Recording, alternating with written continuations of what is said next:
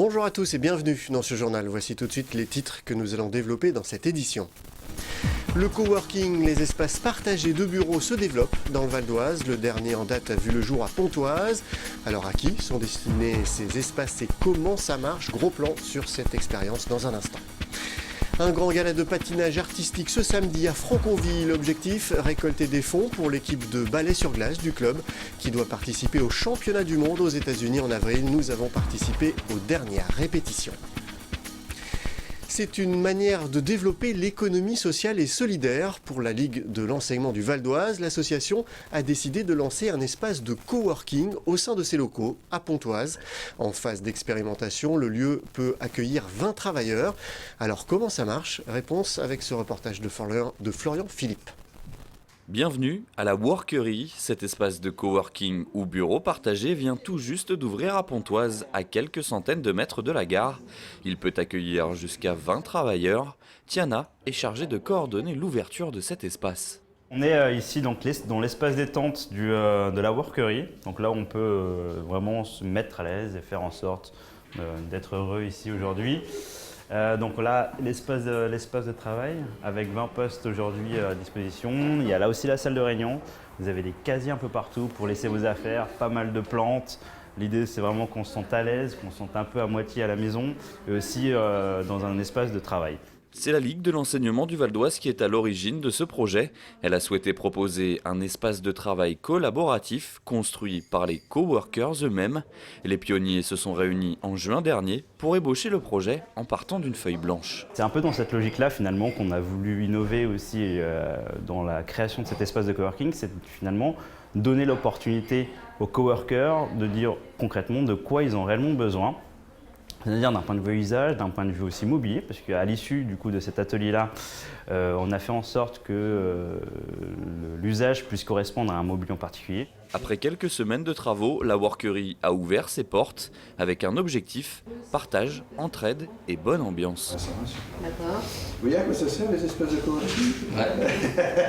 On travaille tous chacun chez soi, ça permet de se retrouver, d'échanger aussi, et puis peut-être même de faire partie, de faire appel à eux pour des prestations. Moi par exemple, vous voyez, la jeune femme qui est là-bas, c'est elle qui m'a fait ma charte graphique, mon logo, voilà. Et puis quand on a besoin de conseils sur des gens qui ont des compétences commerciales par exemple, ça permet également d'échanger. On attend qu'il y ait plus de personnes, plus de partage et qu'on puisse réellement aménager ce lieu à notre image, qui est une communauté autour de ce lieu-là et de pouvoir aller au-delà de ce lieu, partir même sur tout le bâtiment, accueillir plus de gens et en faire un pôle d'entrepreneuriat. La Workery a donc entamé sa phase d'expérimentation. Le lieu est totalement ouvert à tous et gratuit jusqu'au 15 novembre pour le faire connaître et identifier les différents besoins des protagonistes. Ce qu'on peut améliorer, ce qu'on peut apporter comme touche sur laquelle nous on n'avait pas pensé. Donc on avait cet exemple d'un coworker qui est passé et qui a vu du coup des planches de polystyrène et qui nous ont dit mais avec ça on pourrait faire un truc génial, on pourrait créer la Workery ou essayer de faire en sorte de personnaliser finalement le lieu, et c'est un peu dans cette voie-là qu'on aimerait nous mener cette expérimentation, faire en sorte du coup que de nouveaux besoins ou tout simplement de nouvelles décorations puissent apparaître pour que du coup le lieu corresponde réellement du coup à leurs attentes. Les différentes formules d'accès au site et surtout les prix seront établis en fonction des résultats de cette expérimentation en concertation avec les coworkers. La Ligue de l'enseignement du Val d'Oise espère développer rapidement cet espace. Plus de 80 manèges, des harengs et du junglé. La 846e foire Saint-Martin démarre ce vendredi. Menacée d'annulation pour cause d'état d'urgence, la mythique fête foraine ouvrira bien ses portes du public du 4 au 13 novembre, avenue François Mitterrand à Pontoise, avec des mesures de sécurité renforcées. Ainsi, tous les accès à la foire seront surveillés avec des fouilles, des sacs et des manteaux. Chaque année, la foire attire plus de 200 000 visiteurs.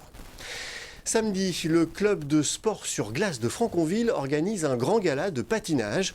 Objectif, récolter des fonds pour l'équipe de ballet sur glace du club. Elle partira aux États-Unis en avril prochain pour disputer les championnats du monde. Florian Philippe a suivi la répétition générale du show. ils affinent les derniers réglages à quelques jours de leur grand show. La section adulte de patinage de Franconville prépare son gala. Parmi tous ces patineurs, l'équipe All Styles, spécialisée dans le ballet sur glace. Le fait d'être en équipe, c'est rassurant, on peut se regarder, on peut être transporté complètement dans le thème du ballet, sans que tout le monde soit arrivé sur nous, puisque du coup on est tous ensemble. Il y a tout ce qui se passe sur glace, mais il y a aussi ce qui se passe hors glace, qui est important. Et donc on fonctionne vraiment en famille, avec 20 patineurs tout le temps ensemble. Donc c'est ça que je recherchais, c'était cette cohésion d'équipe, et pas uniquement un dépassement de soi individuel.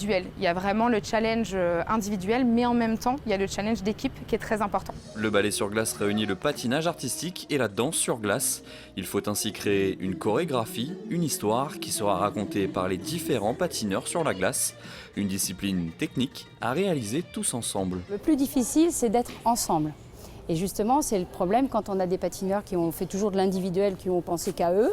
En fait, là, il faut qu'ils s'adaptent à se retrouver dans l'espace pour se placer par rapport aux autres patineurs et être ensemble, ou être en décalé les uns par rapport aux autres aussi, ça peut être aussi dans ce sens-là, mais l'approche est différente parce qu'il faut se placer les uns par rapport aux autres dans l'espace. Une discipline dans laquelle les All Styles excellent puisqu'ils se sont hissés à la 2e place du dernier critérium national, un résultat qui leur permet de partir en avril prochain aux États-Unis pour les championnats du monde. Une fierté pour Steve, champion de France en danse sur glace en 2013. J'ai un truc de fou, partir pour la première fois aux États-Unis parce que je suis jamais parti là-bas. Représenter la France parce que c'est quand même des valeurs qu'on peut tous porter et qu'on peut tous défendre lors de ces compétitions-là. Et puis surtout profiter et s'amuser entre nous et voilà. On espère une première place. Le club prépare donc ce voyage coûteux, un budget d'au moins 30 000 €. Le gala permettra de récolter des fonds pour ce voyage hors du commun. Voilà, ce journal est terminé. Je vous en rappelle le principal titre. Le coworking, les espaces partagés de bureaux se développent dans le Val d'Oise. Le dernier en date a vu le jour à Pontoise. C'est une initiative de la Ligue de l'enseignement du Val d'Oise qui souhaite ainsi développer l'économie sociale et solidaire. Ce nouveau lieu dispose d'une 20aine de places. Merci d'avoir suivi ce journal. N'oubliez pas que l'info continue sur vonews.fr. À demain.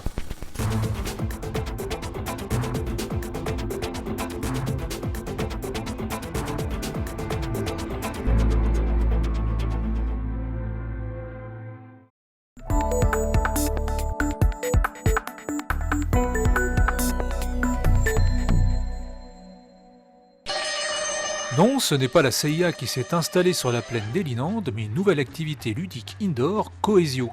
Un centre de loisirs de plus de 6000 m² destiné à faire de vous des agents secrets d'un jour. Après Villeneuve d'Ascq et Sénart, Cergy est la 3e ville à voir s'implanter ce nouveau concept de jeu d'aventure en équipe. Cohesio, c'est un centre d'entraînement pour agents spéciaux. Donc on est là pour vous tester sur différentes épreuves, différents districts, pour voir un petit peu vos capacités d'agent et voir si vous êtes capable de devenir une équipe d'élite chez Cohesio. Pour jouer, il vous faut entre 2 et 5 équipiers et une tenue spéciale fournie par Cohesio. Une fois équipé, le jeu peut commencer.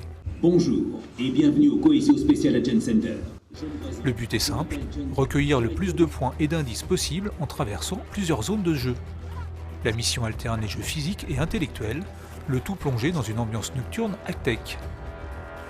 Labyrinthe, piscine à bulles, toboggan géant ou parcours en hauteur, pendant tout le jeu, les apprentis agents secrets doivent travailler ensemble pour devenir les meilleurs. L'idée derrière ce jeu, c'est vraiment de faire vivre des expériences humaines à tous. Donc le dépassement de soi, la cohésion, vraiment de se sentir des valeurs fortes dans le jeu. Le dépassement de soi, quand on arrive à franchir un parcours par exemple sur le district 4, donc le monde aérien, c'est vraiment une grande victoire pour des gens qui ont un petit peu peur de la hauteur. Donc voilà, c'est pour ça aussi qu'on est là, c'est vraiment pour faire vivre des émotions fortes à tous. Pour devenir un agent spécial Cohesio, pas besoin de qualité physique particulière ni d'un QI dépassant les 130, il suffit juste de mesurer plus d'1,40 m. Tout le monde peut accéder au jeu.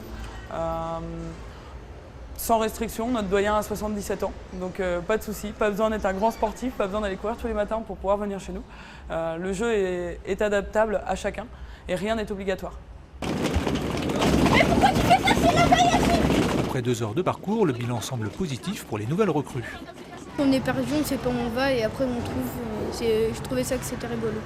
C'est bien, ça renforce l'esprit d'équipe. C'est une expérience inédite en fait sur le secteur. Sur Cergy-Pontoise, j'ai pas vu de parc avec cet esprit d'équipe. Pour devenir agent secret d'un jour, il vous en coûtera entre 15 et 26 € pour au moins 2 heures de mission très spéciale.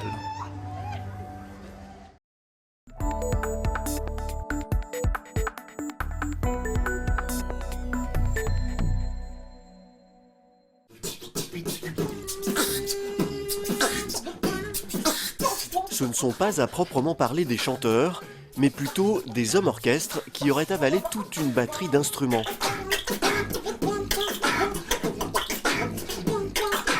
Percussions précises, basses profondes et mélodies, ce collectif de big boxers baptisé Team Panam délivre des sons venus d'ailleurs. Il y en a qui vont être plus portés mélodie, d'autres plus portés basse, choses comme ça. Comme Skouya. Voilà, il y en a qui vont faire plus des basses, comme les gars par exemple. Ils vont être plus spécialisés là-dedans, donc ils vont, voilà. Sven par exemple, je sais pas, les charlets, ça peut être aussi les trompettes, des choses comme ça. Petites trompettes. Voilà, donc on va essayer de composer les morceaux en fonction de nos spécialités, même si on essaye quand même de tourner, de pas tout le temps faire la même chose, bien sûr. De toute façon, à la base, on est tous des beatboxers qui ont fait des battles, et c'est vrai qu'en battle, t'as besoin d'être polyvalent, donc on a tous de base travaillé un petit peu ça, donc on s'en sert aujourd'hui pour le groupe et encore plus aujourd'hui.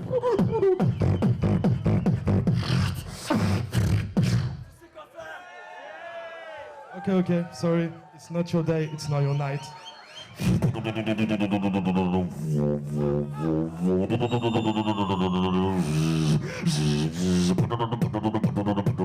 Les battles, c'est dans ces confrontations de performeurs qu'ils se sont rencontrés.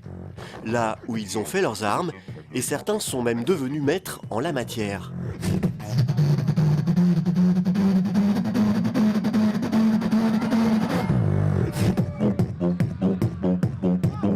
Hakim, champion de France 2011, en solo, et qui a gagné aussi 2 fois en équipe avec Rafiki au sein du groupe Nocif Sound System. C'est ça. Quart de finaliste mondial, si je dis pas. Ouais, quart de finaliste mondial à Berlin. C'est tout ça qu'il faut dire. D'ailleurs, prochain championnat du monde. Bientôt les championnats du monde. En 2015, il a gagné plein de 2015 battles. à Berlin. Puis nous, on kiffe le beatbox. Les membres de la Team Panam dépassent les racines hip-hop de leur discipline. Ils explorent les styles plus techniques de la musique électronique.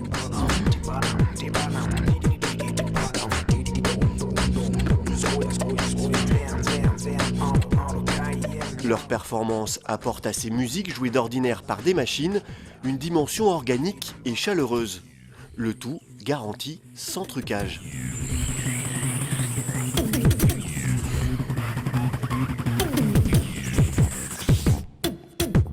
Du jeu, c'est de pas justement tricher avec ça, vu qu'on revendique le beatbox pur et dur.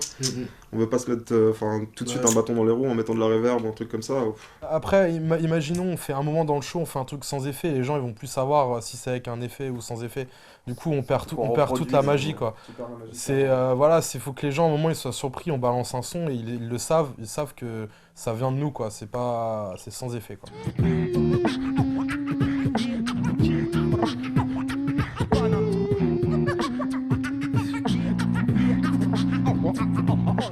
Après une tournée d'1 an et demi, le groupe prépare un tout nouveau show.